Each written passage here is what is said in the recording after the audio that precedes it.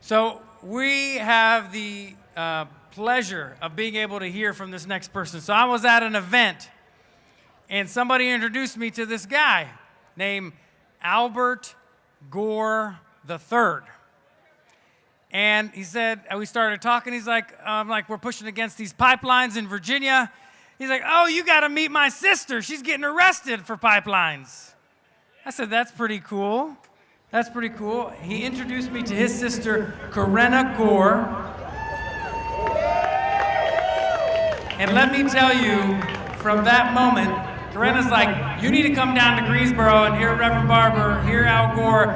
We are going to make a movement out of this. We then kept in touch. She came to Northern Virginia. We've done events. And Karenna and many others played a strong role in bringing the Reverend Al Barber and Al Gore, Reverend William Barber and Al Gore, to Union Hill. We brought the fight to Union Hill. And we packed the house, didn't we? It was awesome. One of the fiercest pipeline fighters out there. Karenna is fighting them on so many different fronts. You need to follow her on Twitter so you can see all of the fights that she's taken up. We are so honored that she cares so deeply about the injustice that is happening, but not only the injustice around the climate crisis, but how people are being railroaded, people are being attacked. This is not just environmental injustice, this is an economic and social injustice. Ladies and gentlemen, please, wake up! Please give it up for my dear friend, an awesome fighter, a person who's going to help us stop these pipelines, Karenna Gore.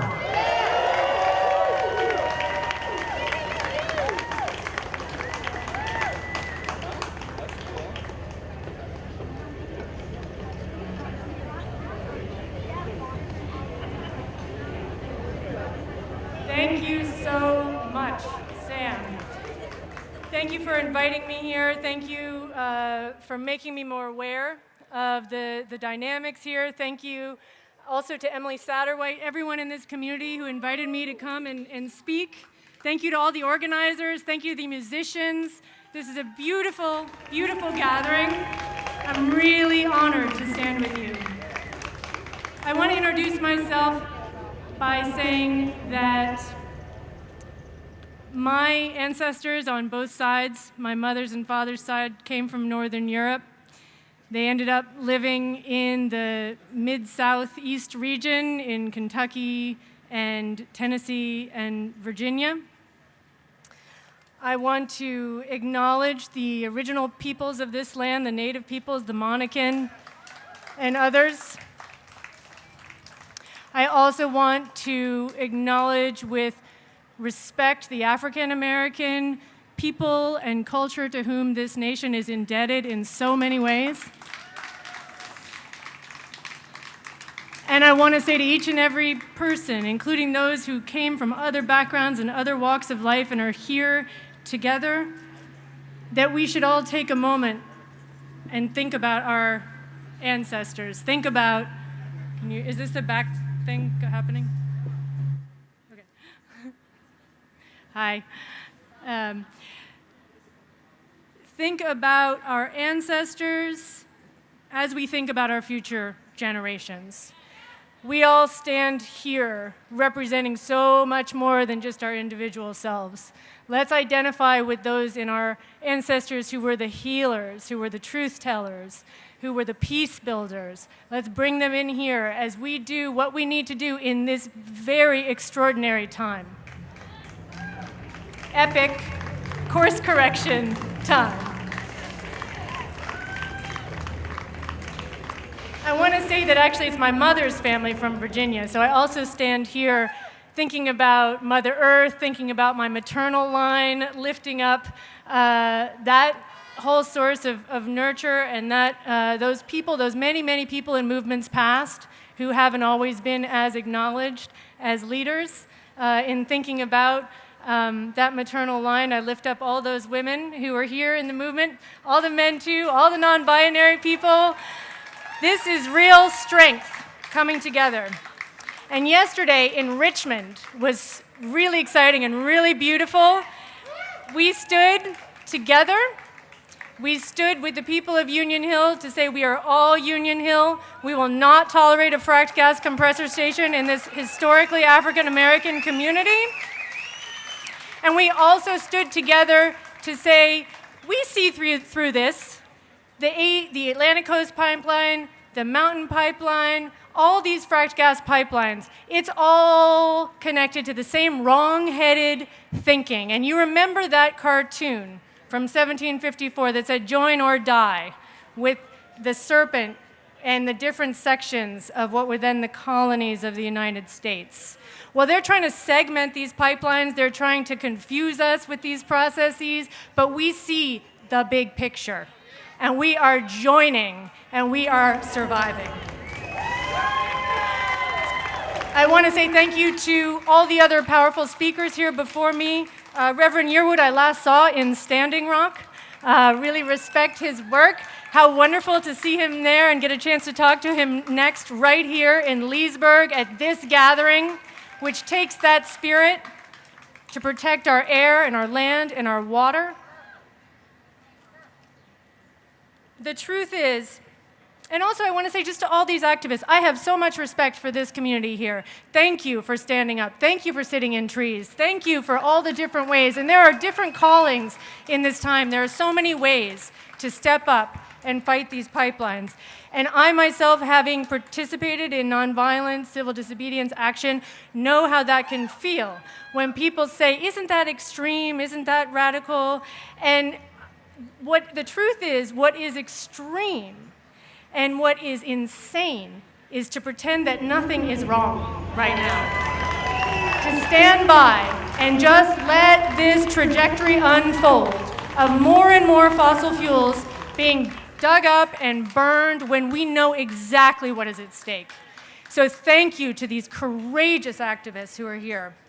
We're here very specifically, on the one hand, to call on Attorney General Mark Herring to stop the Mountain Valley Pipeline. And we know he has what it takes. We're also here to call on other people to come off the sidelines and to join.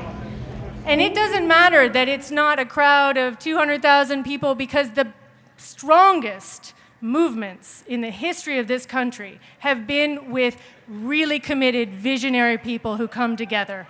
It's that measures the strength. And I look out on this crowd and I see the best of America and what it takes to really change and to have progress, not pipelines. The truth is that these pipelines are not needed. They are the product of this wrong-headed thinking that puts profits, short-term corporate profits, over people, community, and planet. And notice I say short-term. Long-term, all wealth derives from the biosphere. This is insane, even for those who are thinking they're making money off of it. So we call on you to step and think long-term. We have been tricked into this illusion that what matters is monetary gains in a short window of time. There are all kinds of metrics that they show us, the stock market figures on the news, and all kinds of metrics that they show us to trick people into giving up the things of most value in this life: clean air, clean water, culture, community, and to allow them to be eaten up by this machine. And the people here are saying, no, there's something more important. We're standing for our land, our air, our water. So, what are the costs? The costs that are not being measured. One, local damage and destruction to our air and water. And we know that Attorney General Herring is aware of some of these. He has brought suit, right? For how many? 300. More than 300 violations. So we know that awareness. We know that the lawyer for the people of Virginia is aware of those things. And that is just the start of it. We have heard from people here. There are people who have been told they're trespassing on their own land to stand up for the future of all humanity, as well as the health of this local community. So the local damage and destruction to air and water is one cost not being measured. The second is the health of the planet's atmosphere. So we know There have been these studies recently released. There are 97% or more of the world's leading scientists are telling us it's time to recognize the emergency of the climate crisis. This atmosphere, as we look up, is a thin shell. We've seen the photo of the planet Earth from outer space. This atmosphere is loaded up and full of carbon dioxide and methane. We know that we have to urgently stop putting more up there. And yet, there is this fallacy about natural gas. There are those people that say, along with a very well-planned PR campaign that has turned into a misinformation campaign, that this is a perfectly fine source of energy, that you can be for fighting the climate crisis and for expansion of fracked gas infrastructure. That is not true. The people, we are asking people who haven't even thought yet about climate change at all to look at the science and to hear those voices that have been following this. We need to do the same thing in the Democratic Party. Among people who want to lead on climate change need to take a look at that science about methane emissions.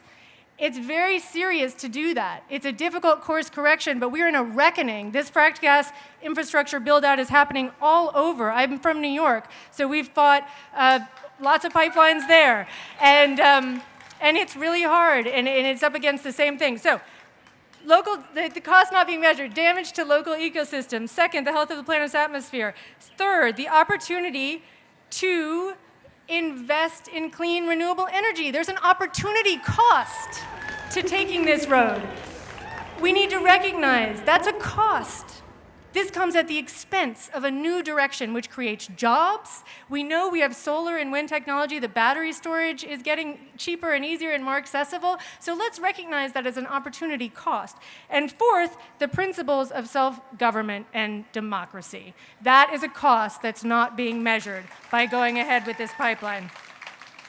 And it was, after all, a Virginian in 1776 that wrote about self-evident truths, that wrote about us all being created equal, that wrote that of nature and nature's God, that we are endowed by our Creator with certain inalienable rights, that among them are life, liberty, and the pursuit of happiness. Water is life. Air is life. And living in balance and harmony with the earth and in a community and culture that has integrity is happiness. So you are here, and we are all here in a time where we need to go back to our first principles. The writer James Baldwin said to do your first works over. At this time in this country, if you look around and see what's happening in the federal government, if you see what's happening with the fraying of our social fabrics, if you see what's happening with the role that big multinational corporations with shareholders and owners, and maybe not even from this country, and we need to revisit those first principles. And this is about that. The abuses of power that were cited in that declaration in 1776 were about a distant colonial power insulting a local community wanting to self-govern. It is not that different than what we're up against now. So I want to say that we are actually in this time reforging those most basic principles of self-government.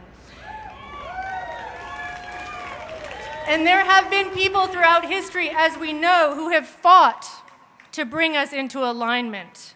And they include Frederick Douglass, Ida B. Wells, Mother Jones, Frances Perkins, Septima Clark, Rachel Carson. These are the people and many more who fought hard to make sure that we lived up to those principles. Now it is our time. It is on us. And we have to look at what's happened. We have to look at the coalitions that we're bringing together and what the implications are about our task ahead. One thing is to reckon with a couple of things that happened in the Industrial Revolution. And just to touch briefly on two things that I think are really important here. One is this way of thinking of externalities, that when you pollute, when you deplete resources and when you pollute and put toxins and chemicals into the air and into the water, it's part of a business plan, you don't have to count it. That type of externalities. You know, have you heard people say government should run more like a business? Well, if what they mean by that is to take that way of thinking that puts externalities of everything that we value and hold in common good, clean air and clean water, no wonder we're in this situation. Government should be fighting for people, should be standing up for the public.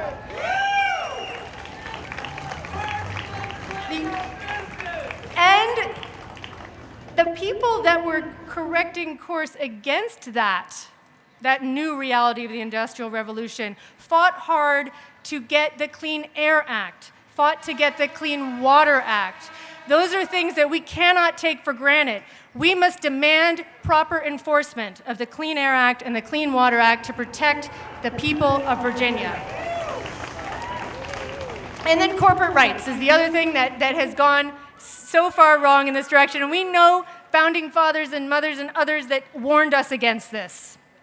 And it's what has happened. And so there are corporate rights against community rights that are coming in, the kind of abuse of power that would come and take people's land for corporate profits, that would disband things like or dismiss members of bodies of public servants like the Air Pollution Control Board. These are major abuses of power that we will not tolerate. And it's important to remember that what is happening is slow violence. Coretta Scott King and others have talked about this. So in asking all of us, and especially those in elected office and those in positions of decision-making in the corporate world, because it is this corporate government alliance that we're up against, we need to ask for long-term thinking, not just short-term thinking, and we need to, Ida B. Wells said the way to right wrongs is to shine the light of truth upon them.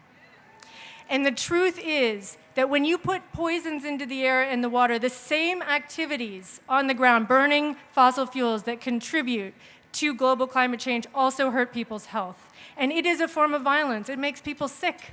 And we know the depletion of our forests, of our beautiful rural areas. This affects people's mental, spiritual, emotional health, as well as your physical health. We will stand against this violence. No MVP.